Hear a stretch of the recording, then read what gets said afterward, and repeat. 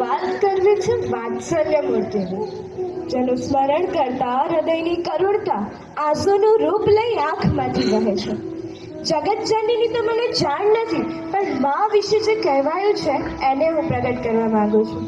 કહેવાયું છે ને કે જે મસ્તી આંખોમાં હોય તે સુરાલયમાં નથી હોતી, અમીરી કોઈ અંતરની મહાલયમાં નથી હોતી, શીતળતા પામવાને માનવી તો દોટકા મૂકે, જે હોય છે માની ગોદમાં એ હિમાલયમાં નથી હોતી.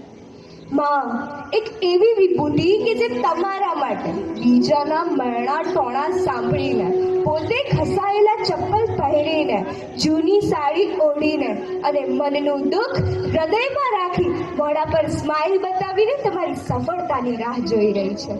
દુનિયાના દરેક વ્યક્તિ વસ્તુ તમારો સાથ છોડી દેશે, પણ એ માં છે સાહેબ, પોતાના મૃત્યુની એક ક્ષણ પહેલા પણ તમારો હાથ નહીં છોડે.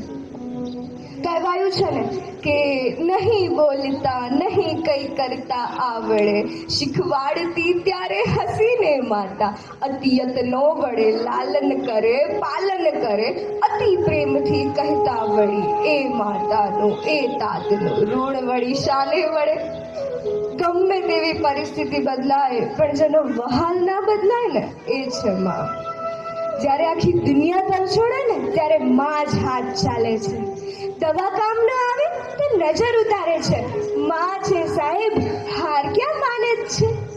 પગ નથી છતાં પણ જગ બતાવવા નીકળી છે, માં જાણે કે મમતાની હદ વટાવવા નીકળી છે. મેં ક્યારે ભગવાનને તો જોયા નથી, પણ આ પૃથ્વી પરના ભગવાનને તો મેં મારી સાથે અનુભવ્યા છે. મારી માં, અને માટે જ કવિ બોટાદકર કહે છે ને કે મીઠા મધુ ને મીઠા મેહુલા રે લોલ, એથી મીઠી તે મોરી માત રે, કે જનનીની જોડ સખી નહીં જડે રે લોલ, જનનીની જોડ સખી નહીં જડે રે લોલ. ગમે તે વ્યક્તિ, વસ્તુ કે પછી પાત્ર એકવાર ગુમાવ્યા પછી પણ મળી જશે, પણ એ માં છે સાહેબ, એકવાર તલછોડી દેશે ને તો પછી ઈશ્વર સામે બે હાથ જોડો કે પછી આંખમાંથી આંસુ વહે, છતાં પણ એનો વહાલ નહીં મળે. અને માટે જ અત્યારે છે ને તો એની કદર કરી લેજો.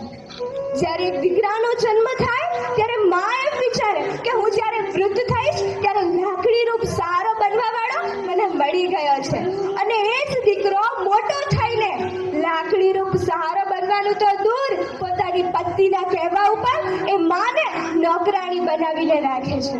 અને દીકરાના જન્મ વખતેના ખુશીના આંસુ એ દર્દ સહન કરતા કરતા